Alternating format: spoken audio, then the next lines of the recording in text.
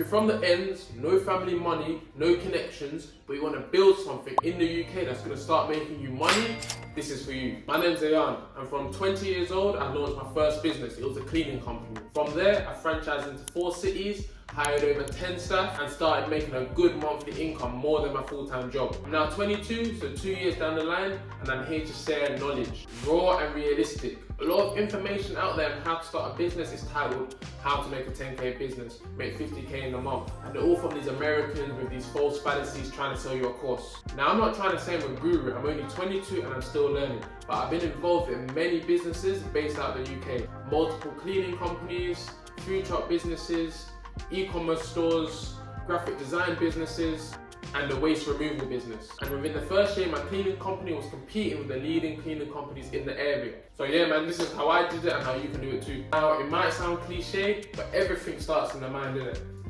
So what? Mindset blockers. What's going through your head already? You're thinking to start a business, you have to be not a special type of person, but you have to be that guy. Go to your local high street and see how many immigrants have come from next countries and launched successful, profitable businesses in the UK. Your circle, your ceiling.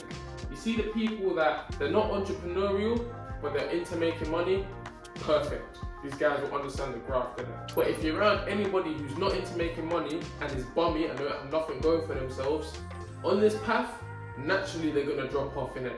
And I'm gonna tell you, from my experience, you want a head start, drop these people from early, man.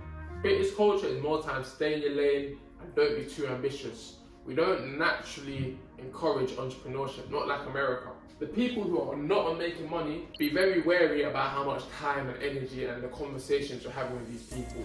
Me personally, I wouldn't be sharing my business ideas with these type of people. I wouldn't put a downer on it. What you need now is self-belief and positivity around you. That positive energy is a superpower, isn't it? It's like, it charges your growth, honestly. The next thing most people fail on is resistance.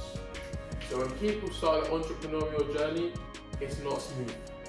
Any course, any guru out there telling you to do this, do that, and then this will happen, they're lying, innit? There's too many factors that are very specific and unique to yourself, which is why your journey will face resistance. Resistance comes with motion. Think about a river. The faster the river's going, the more resistance it's going to face. If you're having hardships, any type of setback, your website's down, or you're struggling to hire staff, or staff are leaving your business, this is positive stuff. Once you experience these type of hardships, it means you're doing something. Imagine you wasn't experiencing these type of hardships. It's because you didn't do nothing in the first place. I say more money, more problems. But even before you get the money, more action, more problems.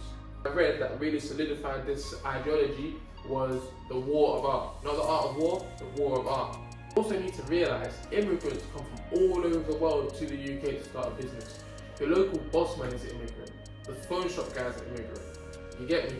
These people are coming with nothing, no money, just an idea, and they're making it happen. We're young, we're in our 20s, 30s, maybe even 40s, I don't know how old you are, but we're in a better opportunity than these guys. Yeah? We know the systems, man. We've been here. I'm going to talk about how to actually launch your business. And I'm going to use my business. As I said, I started a cleaning company in my local area. So first you want to decide what business. Now, I recommend as your first company to keep it simple. Problem with an easy solution. Cleaning seems feasible. People need a cleaner, all they need to do is provide the service. Other examples, tuition business, window cleaners, waste disposal businesses. These are all relatively simple to work out what to do. So when you work out what business, you work out who your clients are going to be and where are you going to find these clients. Start locally. You want to use your current network. So say if you've got a service-based business, somebody in your network will buy from you. It could be friends, friends of friends, family, friends of family. So I started a cleaning business and I knew that if I ask enough people, somebody's going to think, Zayan, start a new business. Let me help a brother out and I'll employ him. Which happened. I had some good friends that put me on, I had some good family members. Once you get that, use them as case studies. Make sure you take a lot of photos and do it professionally. You want to invoice them professionally, set your services up freshly, tell them exactly what you're going to be doing. You want to make sure your staff are pulling up on time. all of this stuff.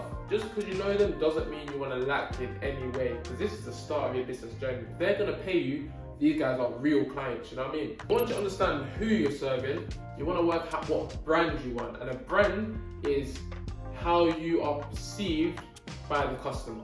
So I went for a luxury premium service just so I can charge a bit more. But people take different routes. People take fast and affordable, people take eco-friendly, whatever it may be. I'm using, again, my cleaning company as an example. Once you establish all of these, you're good. Make sure you write it down. Like, you need to understand this is professional business. You're not making money on the block. You're not selling whatever online. You're not doing little scams here and there. You need to be documented. You need to be a professional. Use AI. Tell AI what you want to do. Give a lot of context. Say you want to be serving this many clients in this area and this is a service you're going to be offering. Then ask AI, produce me a professional business plan as a world-class consultant. It's going to give you a list of what you need to be doing. Read through it, refine it, understand it, put it in your own words if needed, then save it. Make sure it's there. This is your Bible. With a good plan, anything's possible. Seriously, important. Marketing. Ideally, after you serve the people that you know in your network, you want to be attracting clients and not chasing clients. With a good brand, and then if you're able to market that brand, that means pushing out to the relevant people, you're nice. Do your business cards on Canva. Do your leafleting on Canva. Do your posters on Canva. Do your social media posts on Canva. I'm telling you, the resource now is Canva. It's not complicated and it's easy to use. If you're bad with that type of stuff, yeah, don't try and do it yourself. Hire somebody else to do it. That brings us on to budget. How much money do you actually have to outsource set things? Now I'm going to talk about how much you actually need to start a business in the UK. So what you've got to pay for. You've got to pay to register your business. That's around £50. So let's just put 50 there. You've got to pay for insurances. So depending on your business, this will vary.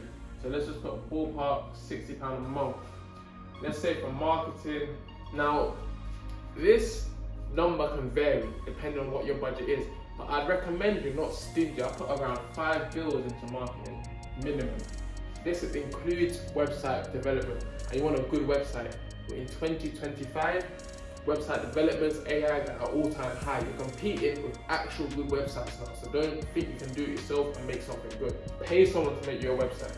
And equipment/materials. Now, depending on what business you're going into, this could vary. For all my cleaning equipment, I paid around, let's put another 500, and then let's put extras. Now, this is for the BS charges that you're gonna need to be paying that you just don't know where they're coming from. But in the UK, you step out your yard, you're gonna be spending money. Let's put 400. What's that? £1,510, give or take. That's the absolute minimum you need to get a business kicking. When I say kicking, I don't mean slow. I mean from here to here, and then from there, it's going to be growth. You get me? You want it off the ground as soon as possible. Just to recap, decide on what business you want to go into, then do some research on the local competitors in the area. What you need to understand is you don't need to come with mad innovation and mad new ideas. You can literally copy someone else who's doing well and just do it a bit better than them. So they've got a decent website, make a better website. Their services is good, get better service. Their staff are friendly, have friendlier staff. If it's not broke, don't fix it. Now this is advice that I'm giving you from an authentic point of view. These course sellers, they're showing you to do their new way of doing things, that are making them loads of money. This is what makes everyone loads of money. You see local bossmans, all corner shops are the same. They're all breaking bread, they're all making money. You know what I mean? You don't need to be so different. To register your company, gov.uk. Insurances, you can Google search it. For most service-based businesses, Facebook is your best friend. This is where your clients are. This is where the older generation are always looking for work. You see what it is as well? For services, and just cleaning as an example again, you can go on Facebook, yeah, and people are actively looking for cleaners. Think about that for a second. They're actively looking for a business that you're starting. People are going to be responding in the comments saying, yeah, we offer this service, that service. Your job is to be that better company. Like I said before, copy someone else, just be better than them. I've tried to go everything in here with as least detail as possible, because this is the only detail you need to actually get started and start getting paid. Other things are common sense, like I didn't mention, like have a bank account just to take business payments, get an accounting software to send out invoices. These little things, they're intricacies, but you don't need them to start making money, you understand? What I've laid out to you is how to start getting paid. Once you start getting paid, you can build on all the systems you already have.